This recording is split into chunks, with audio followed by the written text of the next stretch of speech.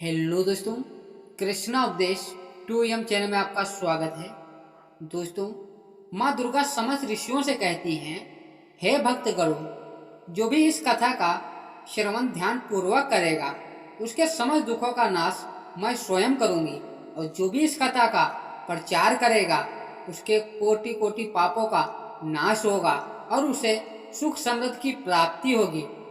वैदिक पंचांग के अनुसार शारदीय नवरात्र की शुरुआत 3 अक्टूबर से हो रही है। यह पर्वत जगत जननी आदिशक्ति माँ दुर्गा के लिए समर्पित है। इस दौरान माँ दुर्गा के 9 रूपों की पूजा की जाती है। साथ ही माँ दुर्गा के नियमित व्रत भी रखा जाता है। यदि कोई महापापी भी यह नवरात्र का व्रत करता है तो वह निश्चित ही समस्त पापों से मुक्त पा लेता है, इसमें संशय नहीं है। दोस्तों, देवी भागवत पुराण में नवरात्र से जुड़ी महान व्रत कथा का वर्णन मिलता है। जो भी इस कथा को केवल एक बार ध्यान पूर्वक सुनता है उसके कोटि कोटि पाप नष्ट होते हैं। माता रानी की कृपा से उसे धन, धान्य, पुत्र सुख और समृद्धि की प्राप्ति होती है। इसलिए प्रत्येक बुद्धिमान मनुष्य को नवरात्र के व्रत की इस कथा को ध्यानपूर्वक सुनना चाहिए, और जो इस कथा को सुनता है और सुनाता है तथा इस कथा का प्रचार करता है उसकी कभी अधोगति नहीं होती। आइए आपको सुनाते हैं नवरात्र व्रत की महान कथा। एक समय की बात है, भगवान विष्णु कैलाश पर्वत पर ध्यान मग्न होकर बैठे हुए थे। तभी देवर्षि नारद अपने हाथ में वीणा लेकर कैलाश पर्वत पर उपस्थित होते हैं। देवर्षि नारद को देखकर महादेव अत्यंत प्रसन्न होते हैं और उनसे कहते हैं, पधारिए देवर्षि, आज किस प्रयोजन से कैलाश पर आपका आगमन हुआ है? देवर्षि कहते हैं, हे देवादि देव महादेव, आपको कोटि कोटि प्रणाम। हे प्रभु, आप मेरे आने का कारण अवश्य जानते हैं, फिर भी यदि आप पूछ रहे हैं तो बताने की चेष्टा करता हूँ। हे प्रभु, मैं आपके पास नवरात्र के व्रत का महात्म्य सुनने के उद्देश्य से आया हूँ। यह व्रत क्यों रखा जाता है? इस व्रत को करने से कौन सा फल प्राप्त होता है? इस व्रत की विधि क्या है तथा इस व्रत के नियम क्या हैं? कृपया आप मुझे इस सब को ज्ञान प्रदान कीजिए। तब महादेव कहते हैं, हे देवर्षि नारद, आज तुमने उत्तर प्रश्न किया है। आपके माध्यम से समस्त संसार को इस व्रत का महत्व पता चलेगा, इसलिए आप ध्यान से सुनिए। आज मैं आपको इस व्रत का महात्म सुनाता हूँ तथा इस व्रत करने की विधि नियम भी बताऊंगा, किंतु उससे पहले नवरात्र की एक महान कथा सुनाता हूँ। जो भी मनुष्य इस कथा का श्रवण करता है उसके समस्त पापों का नाश होता है और दरिद्रता का नाश भी होता है। इसलिए इस कथा को आप लोग ध्यान से सुनिए और इसका पूरा संसार में प्रचार कीजिए। देवर्षि नारद कहते हैं, हे प्रभु, कृपया मुझे यह कथा सुनाइए। मैं इसे ध्यान से सुनूंगा और इसका प्रचार करूंगा। तब भगवान शिव देवर्षि नारद को कथा सुनाने लगते हैं।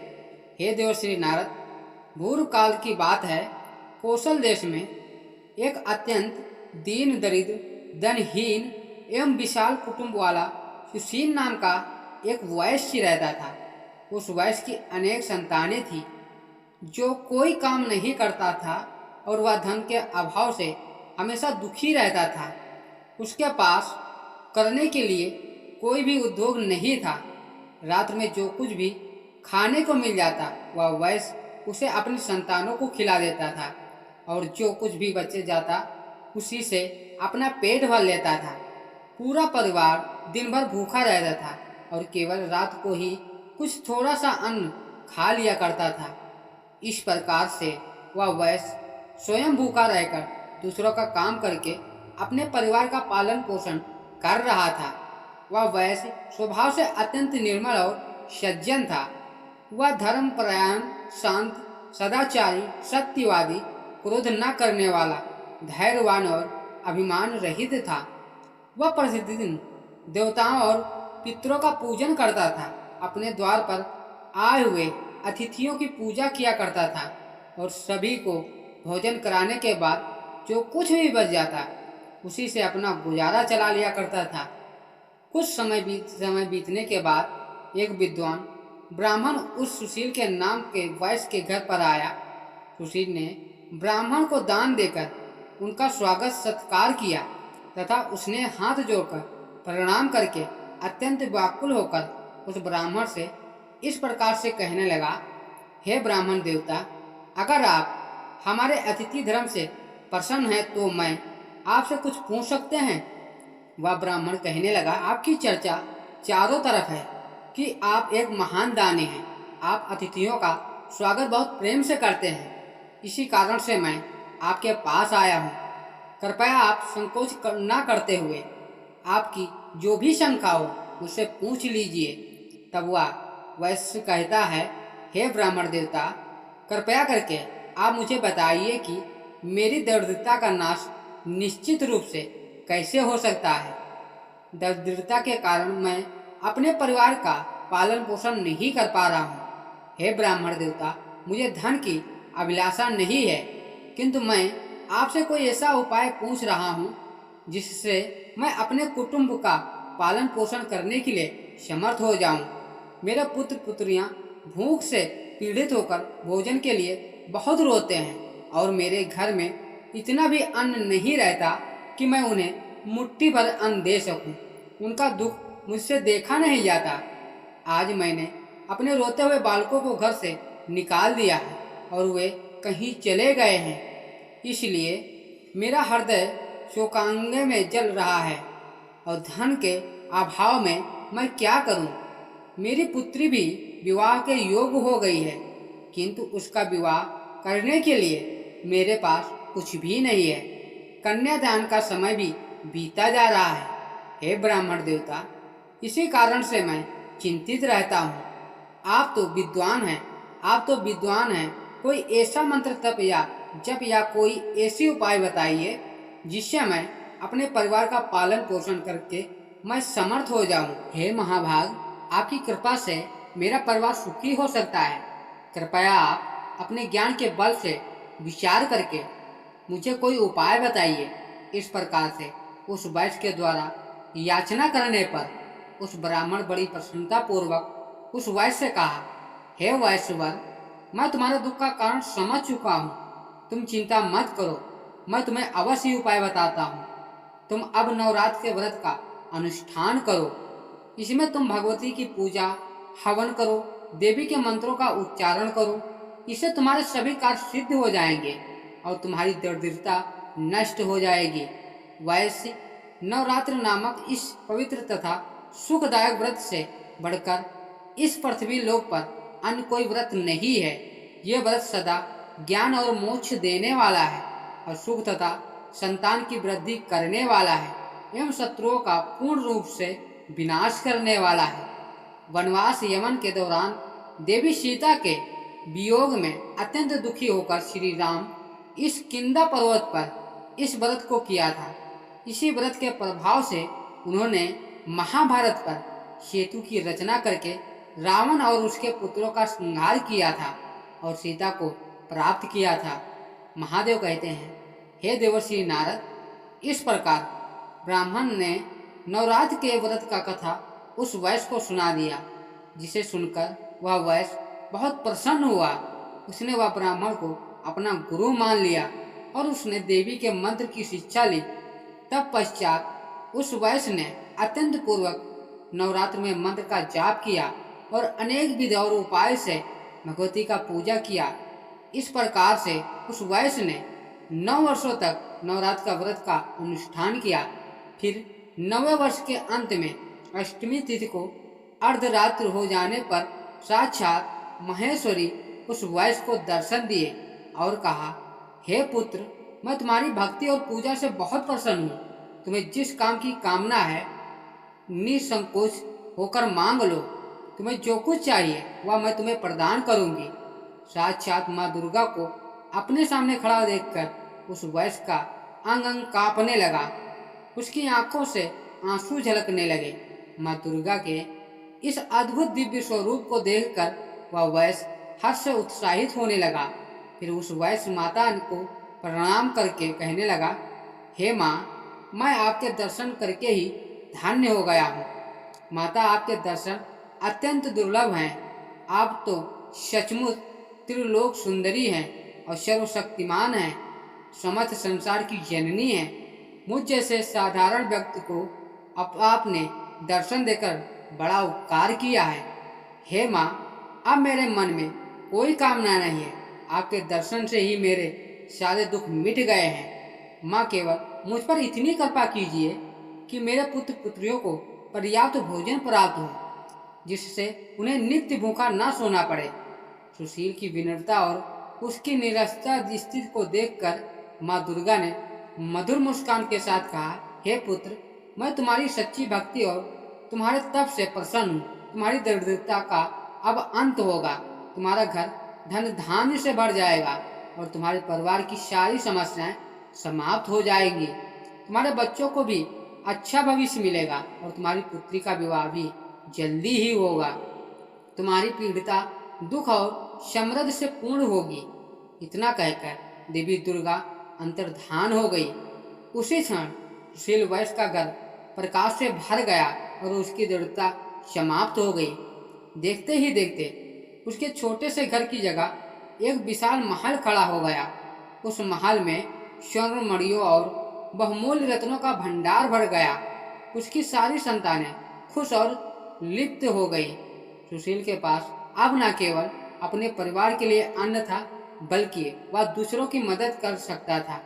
समय बीता और सुशील वैश्य की पुत्री का विवाह धूमधाम से उत्पन्न हुआ। सुशील वैश्य ने अपनी भक्ति और श्रद्धा को कभी नहीं छोड़ा और माँ दुर्गा के प्रति आभार व्यक्त करता रहा। उसका जीवन अब आनंद और समृद्धि से भरपूर हो गया था। उसके परिवार ने भी माँ दुर्गा के प्रति पूजा और समर्पण को अपनाया। वह सभी माँ के आशीर्वाद से सुखी जीवन व्यतीत करने लगे। भगवान शिव कहते हैं, हे देवर्षि नारद, इस प्रकार से नवरात्र के व्रत की कथा सुनाई है।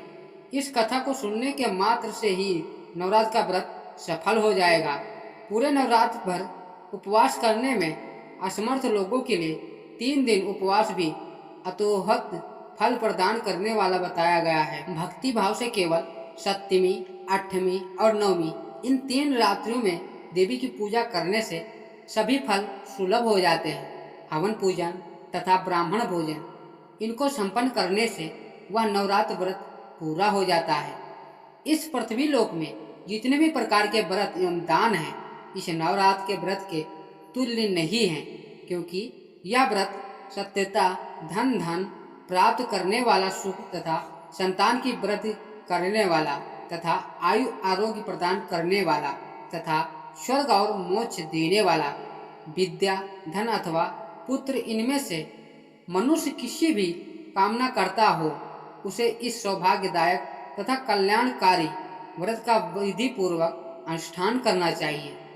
इस व्रत का अनुष्ठान करने से विद्या चाहने वाला मनुष्य समस्त विद्या प्राप्त कर लेता है और अपने राज्य से वंचित राजा फिर से अपने राज्य प्राप्त कर लेता है। और पूर्व जन्म में जिन लोगों द्वारा यह उत्तम व्रत नहीं किया गया है, वे इस जन्म में रोगग्रस्त, दरिद्र तथा संतान रहित होते हैं। जो स्त्री बंधा, विधवा अथवा धनहीन है, उसके विषय में यह अनुमान कर लेना चाहिए कि उसने अवश्य ही पूर्व जन्म में यह व्रत नहीं किया था। जिस मनुष्य ने दुख तथा संताप का नाश करने वाली, सिद्धाओं देने वाली और जगत में सर्वश्रेष्ठ साक्षात तथा कल्याण स्वरूपिणी भगवती की उपासना नहीं की, वह इस पृथ्वी तल पर सदा ही अनेक प्रकार के कष्टों से ग्रस्त, दरिद्र तथा शत्रुओं से पीड़ित रहती है। हे देवर्षि नारद, अब मैं आपको इस व्रत से जुड़े नियम बताता हूँ, इसे ध्यान से सुनिए। नवरात्र के व्रत का आरंभ तब होता है जब मनुष्य दृढ़ निश्चित और शुद्ध हृदय से व्रत करने का संकल्प लेता है। यह संकल्प ही उस यात्रा का आरंभ है जो व्यक्ति देवी दुर्गा की कृपा तक पहुँचता है। जब कोई व्रती देवी दुर्गा की उपासना के लिए व्रत का संकल्प करता है तो उसे अपना मन और शरीर शुद्ध रखना चाहिए। और शुद्धता केवल बाहरी नहीं बल्कि मन की आंतरिक पवित्रता भी आवश्यक है। यही कारण है कि व्रत का आरंभ संकल्प से होता है, जिसमें व्यक्ति अपने आप को देवी दुर्गा के चरणों में समर्पित कर देता है। व्रत के दौरान भोजन का विशेष ध्यान रखा जाता है। केवल वही अन्न ग्रहण करना चाहिए जो पवित्र हो, बिना तामसिक पदार्थ से बना हो। यदि कोई पूरे 9 दिन तक उपवास कर सकता है तो यह श्रेष्ठ माना जाता है। लेकिन यदि शारीरिक कारणों से ऐसा संभव न हो तो फलाहार, एक समय का भोजन ग्रहण किया जा सकता है। भोजन में सात्विकता होनी चाहिए, अर्थात प्याज, लहसुन और मांसाहार से दूर रहना चाहिए। संयम जीवन जीना ही सच्ची उपासना है। जब तुम देवी दुर्गा का आराधना करो तो उन्हें केवल फूल, धूप और दीपक से नहीं बल्कि अपने हृदय की भक्ति से अर्पित करो। देवी को लाल फूल अति प्रिय होते हैं, इसलिए उनकी पूजा में लाल फूल चढ़ाना उत्तम है। लेकिन इससे भी अधिक महत्वपूर्ण है अपने मन का पूर्ण समर्पण। पूजा के समय अपने मन को देवी दुर्गा के 9 स्वरूपों में से एक हर रूप के प्रति समर्पित करो। हर दिन एक रूप की पूजा करो और उनकी शक्ति का ध्यान करो। और पूजा के साथ साथ उनकी महिमा का गान करना चाहिए, उनकी कहानियों को सुनना चाहिए और सुनाना भी चाहिए, और अत्यंत शुभ माना जाता है। व्रत के इन दिनों में क्रोध, लोभ और मोह और दोष से दूर रहना चाहिए। यह समय है आत्मनियंत्रण और साधना का। अपने मन में सत्य, अहिंसा और संयम के नियमों का पालन करो। इस दौरान अपने शब्दों और कर्मों से किसी का दिल ना दुखाओ। यह व्रत केवल शरीर को कष्ट देने का नहीं बल्कि आत्मा को शुद्ध करने का समय है। जितना अधिक तुम अपने मन और हृदय को पवित्र रखोगे, उतनी ही देवी की कृपा तुम पर बरसेगी। हे नारद, ध्यान भी इस व्रत का एक विभिन्न अंग है। देवी के मंत्रों का जाप करो, उनके स्वरूप का ध्यान करो। जब तुम ओम दुर्गा ओम नमः का जाप करोगे तो वह शक्ति और साहस को उत्पन्न करेगा।